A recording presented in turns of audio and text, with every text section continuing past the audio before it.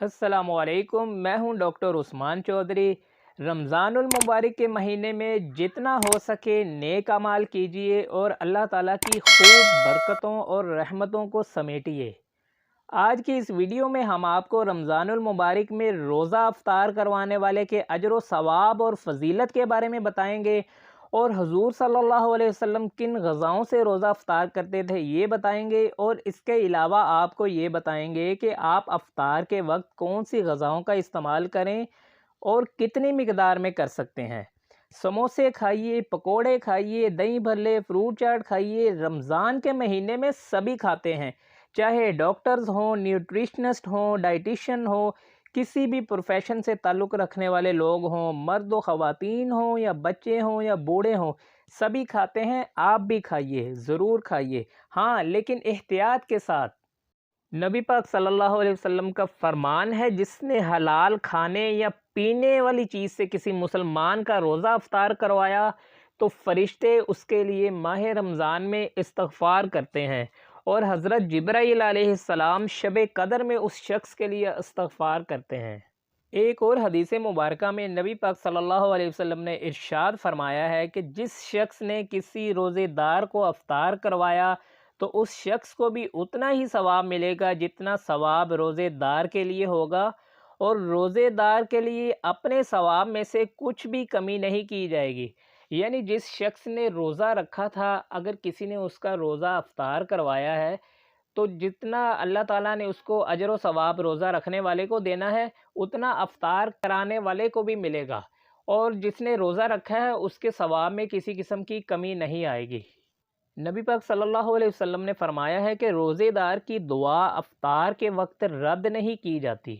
یعنی آپ افطار کے وقت، جب آپ نے روزہ رکھا ہوتا ہے تو افطار کے وقت جو دعا مانگتے ہیں تو اللہ تعالیٰ اس کو ضرور قبول فرماتے ہیں، لیکن بعض مرتبہ ایسا ہوتا ہے کہ آپ دعائیں بھی کر رہے ہوتے ہیں تو آپ کی دعا قبول نہیں ہو رہی ہوتی، تو اس سے آپ نے مایوس بالکل بھی نہیں ہونا۔ یہ اللہ ہی کی کوئی حکمت ہوتی ہے، یا تو آپ کو دنیا میں ہی وہ چیز مل جاتی ہے جو آپ مانگ رہے ہوتے ہیں اپنے رب سے، اور اگر جو چیز آپ کو نہیں مل رہی تو اللہ تعالیٰ نے اس کا اجر و ثواب اور اس کو بڑھا کر آپ کو آخرت میں وہ چیز اپنی شان کے مطابق عطا کر دیں گے۔ حضرت محمد صلی اللہ علیہ وسلم کی افطاری کے بارے میں اگر نہیں آپ جانتے تو آج جان لیجئے۔ نبی پاک صلی اللہ علیہ وسلم کی افطاری بہت ہی سمپل ہوا کرتی تھی۔ سب سے پہلے کھجور کھایا کرتے تھے افطار میں، اور بعض موقعوں میں اگر ان کو کھجور اویلیبل نہیں ہے افطار کے ٹائم تو پانی سے روزہ افطار کیا کرتے تھے، اور اس کے بعد آپ وہ جو کچھ ان کو میسر ہوتا تھا وہ چیزیں کھایا کرتے تھے۔ کھجور اور دودھ اور ستو کا استعمال کرتے تھے افطار میں، اور اس کے علاوہ جو ان کو مل جاتا تھا وہ کھا کر اللہ تعالیٰ کا شکر ادا کیا کرتے تھے۔ افطاری کے لیے یہ ضروری نہیں ہے کہ آپ کے پاس طرح طرح کے پکوان ہوں، طرح طرح کی اللہ تعالیٰ کی نعمتیں ہوں تبھی آپ کی افطاری ہے۔ افطاری کے لیے تو آپ کو صرف ایک کھجور چاہیے اور ایک پانی کا گلاس، تو اس سے بھی آپ کی افطاری ہو سکتی ہے۔ لیکن اللہ کا شکر ادا کریں کہ اللہ نے بے شمار قسم کے نعمتوں سے نوازا ہے۔ اور آج کے اس دور میں دیکھیں آپ اور ہم کن چیزوں سے اپنی افطاری کرتے ہیں۔ اللہ کی بے شمار قسم کی آپ کو اور ہمیں نعمتیں میسر ہیں، اور پھر بھی ہم اگر اللہ کا شکر ادا نہ کریں تو یہ بہت ناشکری والی بات ہوگی۔ رمضان کے مہینے میں جب ہم تلی ہوئی چیزوں کا زیادہ استعمال کرتے ہیں اور رنگ برنگے شربتوں اور کولڈ ڈرنکس یا دودھ سوڈے کا استعمال کرتے ہیں تو کچھ لوگوں کا معدہ جو ہے وہ ڈسٹرب ہو جاتا ہے، اور ان کا ویٹ گین ہونا شروع ہو جاتا ہے، موٹاپے کی طرف مائل ہو جاتے ہیں، بلڈ پریشر کے مسئلے مسائل جو ہیں وہ بڑھ جاتے ہیں۔ افطاری میں آپ کھجوریں تو کھاتے ہی ہوں گے۔ کھجور آپ کے انرجی لیول کو اچانک سے پورا کر دیتا ہے۔ جتنا بھی آپ کا انرجی لیول ڈاؤن ہوا ہوتا ہے، 4 سے 5 کھجوریں کھانے میں وہ آپ کا انرجی لیول پورا ہو جاتا ہے۔ اور کھجور جو ہے وہ شوگر کے مریض بھی کھا سکتے ہیں، لیکن ایک چیز یاد رکھیے گا، شوگر کے مریض چھوٹی 2 کھجوروں سے زیادہ نہ کھائیں۔ اگر اس سے زیادہ کھائیں گے یا بڑی 4-5 کھجوریں کھا لیں گے تو ان کا شوگر لیول جو ہے وہ بڑھ سکتا ہے۔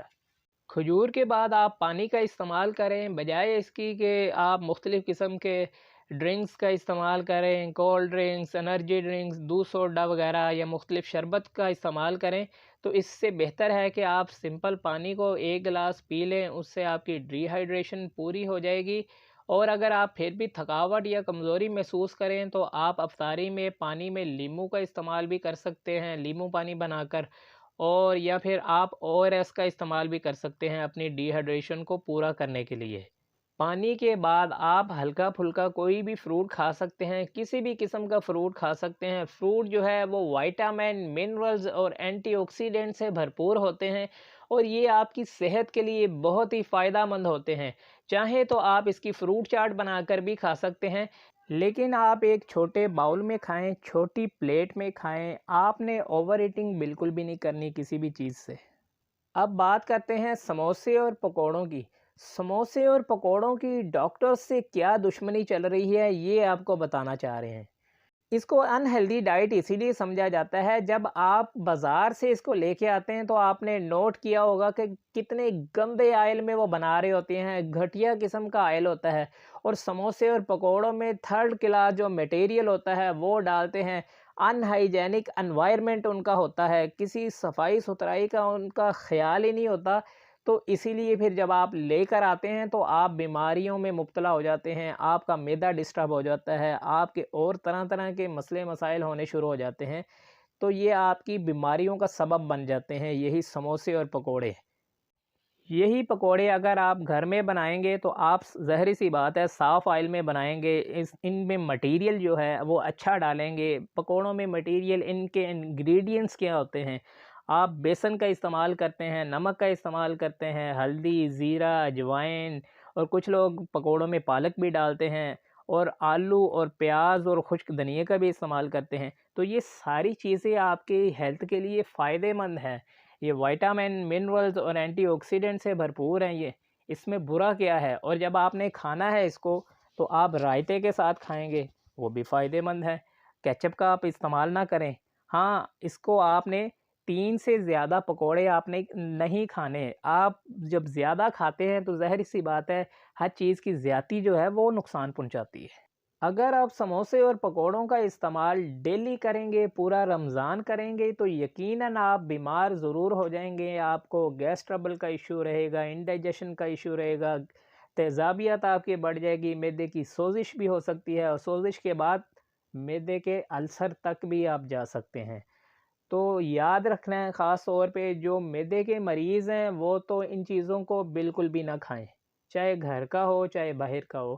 سموسے کو آپ برا تب کہہ سکتے ہیں جب ان ہائیجینک اس کا مٹیریل ہے، تھرڈ کلاس قسم کا انہوں نے وہ آئل اور گندا اور گھٹیا آئل میں بنایا گیا ہے، تو تب یہ بیماری کا سبب بن سکتا ہے، اور تب یہ بیماری کا سبب بن سکتا ہے جب آپ روزانہ کھائیں گے۔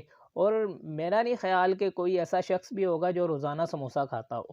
اور اسی طرح آپ گھر پہ ویجیٹیبل سموسے اور ویجیٹیبل رول بھی بنا سکتے ہیں، اس میں بھی آپ انہی مٹیریل کا استعمال کرتے ہیں، جس میں آپ پالک کا استعمال کر سکتے ہیں، شملہ مرچ، گاجر ہو سکتی ہے، اور کالی مرچ کا استعمال کیا جاتا ہے، اناردانے کا استعمال کیا جاتا ہے، تو یہ ساری چیزیں فائدہ مند ہیں۔ اور اس کو بھی آپ اگر رول کھانا چاہیں، سموسہ رول، تو آپ 2 سے زیادہ نہ کھائیں، اور کیچپ کی بجائے آپ رائتے کے ساتھ کھائیں تو زیادہ بہتر ہے۔ آپ نے رمضان المبارک میں کچھ احتیاطی تدابیر اور پرہیز بھی لازمی کرنا ہے۔ آپ افطاری کے بعد کم از کم 15 سے 20 منٹ کی واک لازمی کیا کریں، ہلکی پھلکی چہل قدمی ضرور کیا کریں۔ اس کے علاوہ یہ جو چیزیں ہیں، سموسے، پکوڑے، دہی بلے وغیرہ، یہ آپ نے روٹین میں نہیں کھانے، ڈیلی نہیں کھاتے جانا، کبھی کبھار کھائیں تو کوئی ایشو نہیں ہوگا آپ کو۔ اور اگر آپ روزانہ کھائیں گے تو یاد رکھیے گا آپ کا معدے کا مسئلے مسائل ایسے پڑیں گے کہ وہ ٹھیک ہونے میں نہیں آئیں گے۔ اور دوسری بات، آپ کا کولیسٹرول لیول بڑھ سکتا ہے، بی پی آپ کا ہائی ہو سکتا ہے، آپ دل کے امراض میں بھی مبتلا ہو سکتے ہیں، اور آپ کا ویٹ گین بھی ہو سکتا ہے، موٹاپے کی طرف آپ مائل ہوتے جائیں گے۔